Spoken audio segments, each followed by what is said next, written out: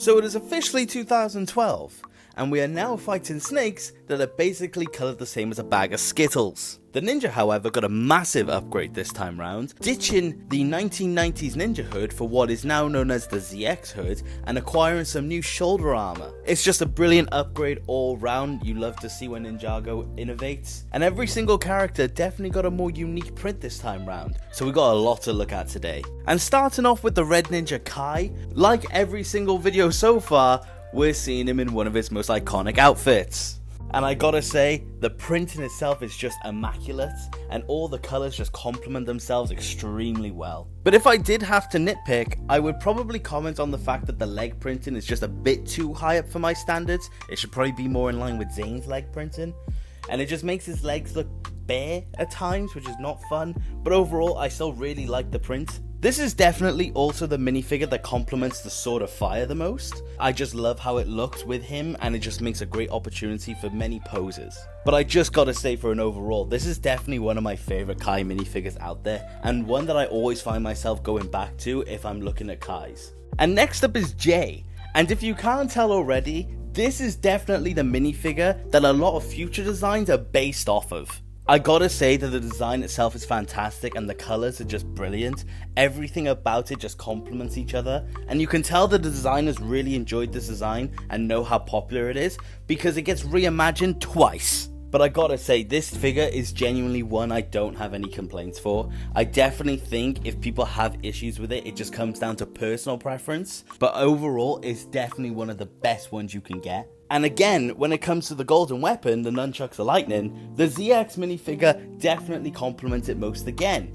Even though I do think the DX is a very close second. But I gotta say that this is definitely one of the variants of Ninjago figures that everyone thinks of when you think of the show. You can't not think of this design because of just how iconic it is. And considering how cheap it is to get online, there really is no reason to not own this one. The third ninja on the list though is Zane, and this version of him really holds a special place in my heart. This is the first of the ZX Ninja that I got way back in 2012, and this is still the same minifigure to this day, and I just have so much love for him. This again is just a fantastic design. If you're feeling a little keen-eyed, you can notice that it shares a lot of similarities with Kai, but that's completely fine. But you gotta see that the colours just really complement each other, especially the brown. I actually really like how it looks on this minifigure, and we don't get a lot of that on Zane's. And I must be holding a bias for the ZX minifigures with the golden weapons, because I again think that Zane complements the shurikens of ice the most. But I think it kind of comes down to the amount of gold that Zane already has on his minifigure. But I'm honestly feeling like a bit of a broken record at this point, because again, it's just another fantastic figure that I feel like everyone should own. And the fourth one, of course, is Cole. And I gotta say, there's something weirdly real about this minifigure.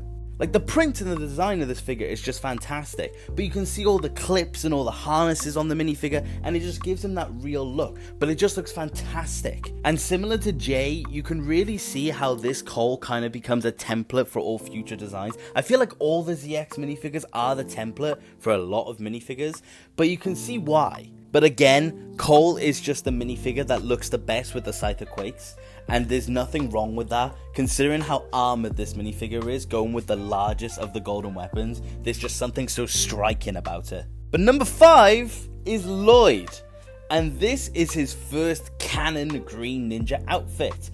And you can tell that this is iconic because this is how a lot of people remember Lloyd.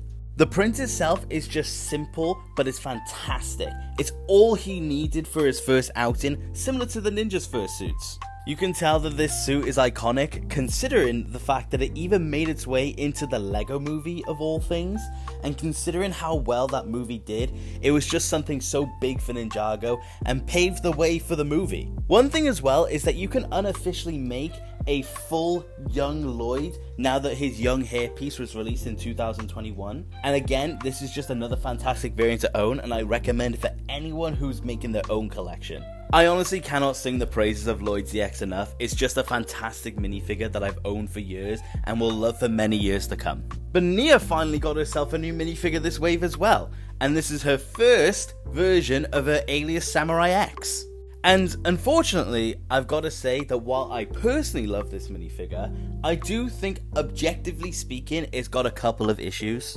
And I'm gonna be honest, the main reason I think it has a problem is that it wears the kendo armor. So all of that printing on her torso is just not shown off, which is such a disappointment.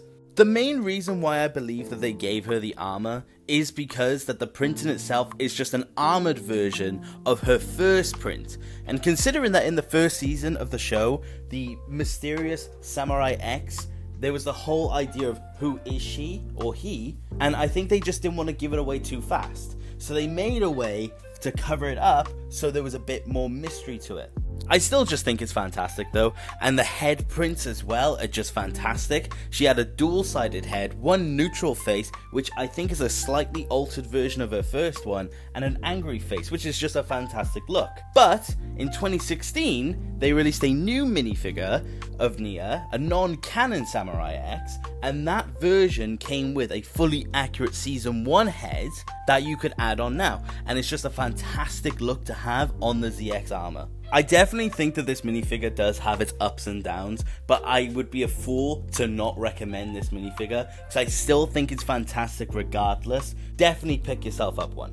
But before we finish out the video, we do have the two brothers. Starting out with Wu, he got himself a new design this season, but unfortunately it is not canon. And while I do like this design overall, and we do see it for 2 waves, I do personally prefer his canon outfits. I just think they're a bit better looking overall, but it is worthy to note that this is the first instance of Wu getting the pearl gold hat, which is just a nice thing to see. Even though he also had this figure released with the tan version. And like I said, I do think this is a good minifigure and a cool one to own, but I do think the canon ones take a bit of a priority over it. I just wish we saw this design in the show because it probably would have looked great. But if you are collecting Wu minifigures, you definitely won't be disappointed with this version of him. Just don't expect anything crazy because it wasn't canon. But finally, we got Garmadon, because he got a new minifigure this season, and it's the first instance of him with 4 arms. And it's probably one of his best minifigures. But I gotta say, there's definitely no bad Garmadon minifigure out there. Just as a bit of a spoiler for the rest of them, I genuinely don't think you could go wrong with any Garmadon minifigure. But this one is just iconic and fantastic at the same time. But he definitely does just look fantastic. He looks great with the golden weapons, or he just looks good with regular weapons. There's no reason to not display him with them. But if you were just having him stood on his own, he still just looks fantastic.